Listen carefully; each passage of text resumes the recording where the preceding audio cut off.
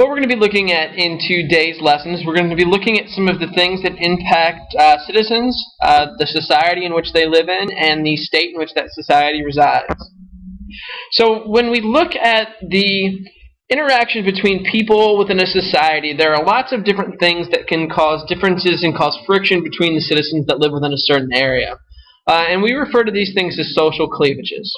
So some of the things that we can look at, and we're going to look at them a little bit more in detail as we go through this, is that when we look at the different types of social cleavages, we generally see religious, things that deal with ethnic groups, things that deal with race, social and economic classes, and how these all interact with the political system. It's going to have a tremendous impact on policy and really just the atmosphere of the society itself.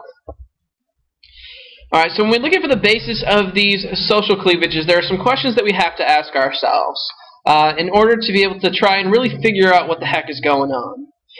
One of the first questions that we have to ask ourselves is, what mix of social classes, ethnic and racial groups, religions, and languages does a country have?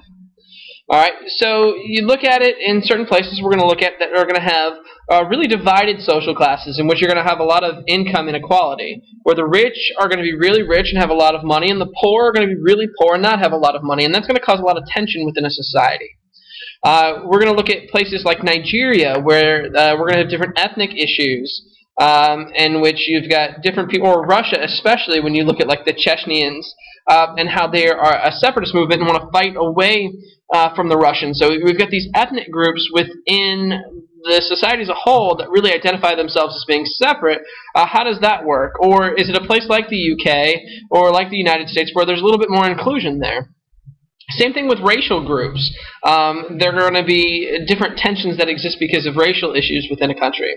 We also have religious issues. Nigeria is really huge with the idea of religious issues, in which there's a lot of conflict between Christianity and Islam. So how does religion play into that society? And language. Language tends to be a pretty hot-button issue, and people within certain societies feel that their language is superior to other languages and things like that. So that can cause a lot of conflict. So those are definitely some things that we've got to look at when we look at social cleavages. We also have to look at how deep these cleavages are, and to what degree do they separate the people. I think within any society you're going to see some of these issues cause separatist issues. But once again, there's going to be a wide difference between some of the violence and things like that takes place in some societies and the lack of violence that takes place in others. So you really have to look at the degree to which those separations exist. And then you also have to look at is, which of these cleavages appear to have the most significant impact on the political system. So even though some of these issues may exist within the country, if they don't have a huge impact on the actual running of the government, then those are going to be farther down on that level of importance. All right. One must also attempt to understand how cleavages impact political institutions as well. One would do so by trying to answer the following questions. How are cleavages expressed in the political system? So we've got to have an idea of, is it civil? Are they talking about it? Are they protesting? Or are they voting in order to be able to express those differences? Or is it violent? Do political elites usually come from one group or another? So when you talk about the people that are running the government, do they only come from one ethnic group? Do they only come from one religious group? Do they only come from one social class based upon income and things like that? So that's definitely a question that we'll need to look at. And do these cleavages block some groups from fully participating in the government? And what we're going to see in some of these countries is that the answer to that in some instances is going to be yes, and the answer to that in some instances is definitely going to be no. Alright, so let's look at these social cleavages. You know, we briefly touched on them before, but we're going to have social class, so lower class, middle class, upper class, you know, rich, poor. We're going to look at some different indexes that are going to help us understand those concepts, but that's definitely something that we need to be aware of, is what is the income equality like, and what are the social classes like within the country. We're going to have ethnic cleavages. And these ethnic cleavages are generally the most divisive and explosive. These are generally based around cultural identities, including religion and language. Because one group is going to feel that their language and religion is superior to another, and when that other group doesn't agree with them, then fighting can take place. You can have religious cleavages, like we talked about just briefly a second ago in Nigeria, where we've got these huge clashes between Christianity and Islam. You can have regional cleavages, in which you have different groups of people that exist within different parts of the country, and then when those people fight with each other, those things can happen.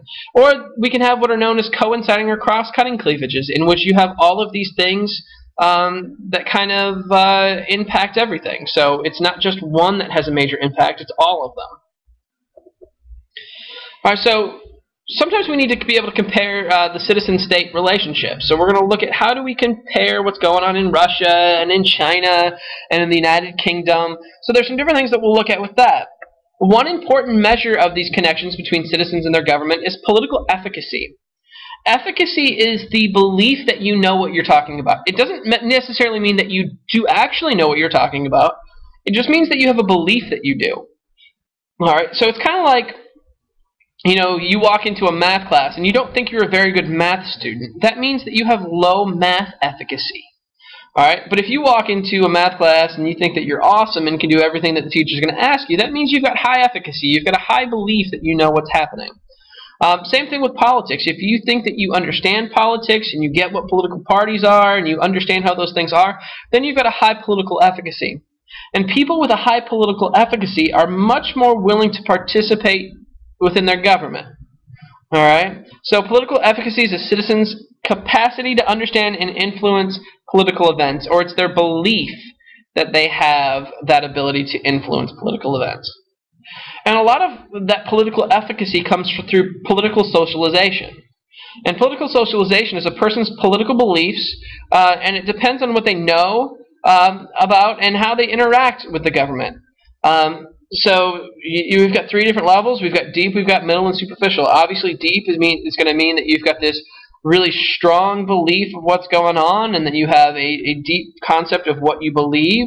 Somebody who's in the middle, they're going to kind of waffle back and forth. They're not always necessarily going to be sure. And somebody with a superficial concept of political socialization isn't really going to know what's going on around them.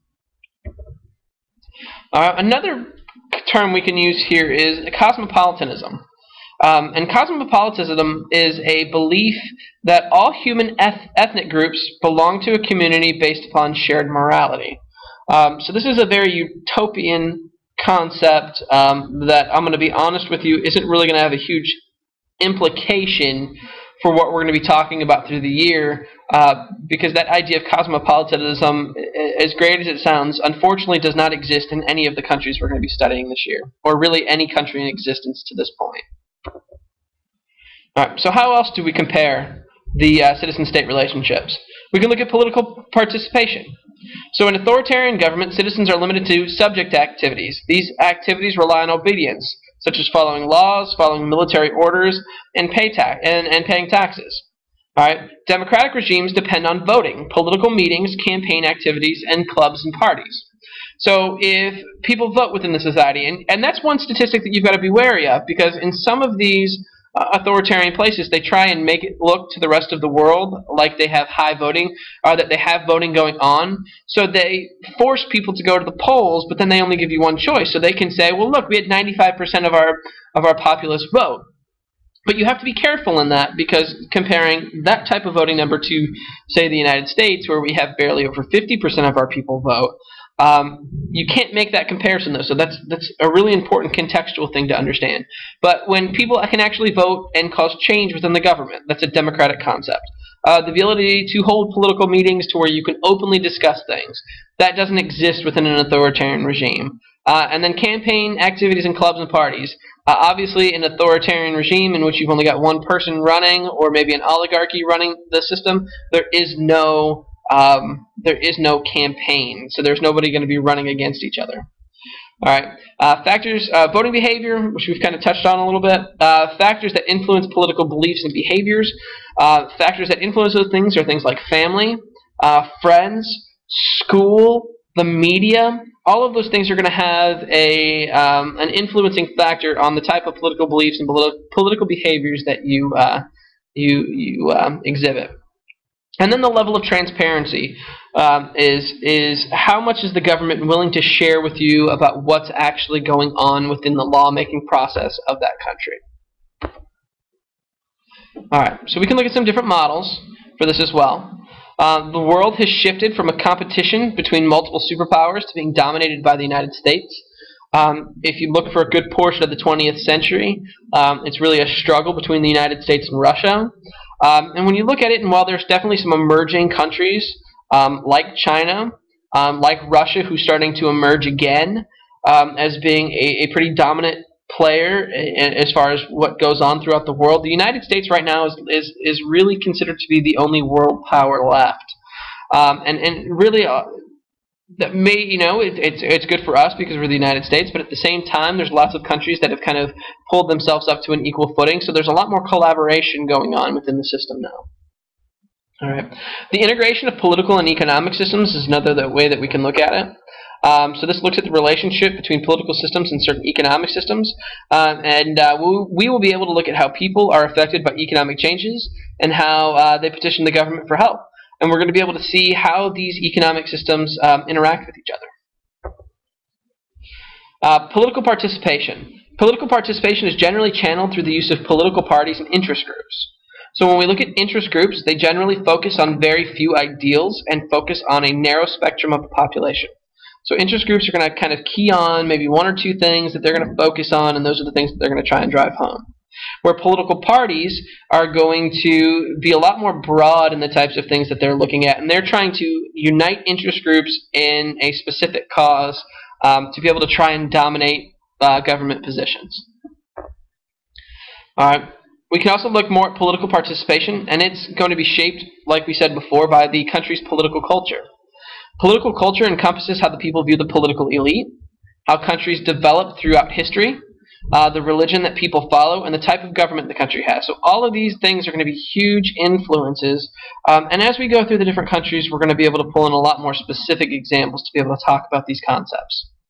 All right. All of these factors impact the way that people participate within the government. All right, so a couple of kind of interest group theories that we need to be familiar with in order to be able to kind of understand the role of interest groups. The first theory we have here is the pluralist theory. The pluralist theory states that groups with shared interests influence public policy by pressing their concerns through organized efforts. So you've got a lot of interest groups, they're all trying to push things, they're all using different avenues to be able to accomplish what they want to accomplish, but in that pluralist theory, the idea is that you have so many of these groups that no one group can dominate a government, and that you have the ability to kind of share the wealth a little bit. And let me backtrack for just a second. These interest group theories are largely devoted to the idea of democratic countries. This really doesn't apply to countries that are authoritarian and things like that. Then we also have the elite class theory.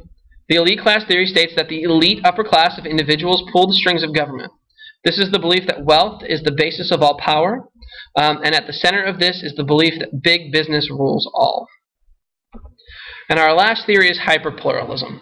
Hyperpluralism is the concept that there are so many interest groups fighting for attention, and because politicians don't want to kind of exclude anybody, they try and give as many things out as they possibly can, which unfortunately causes the budget to then to really explode and cause for inefficient spending.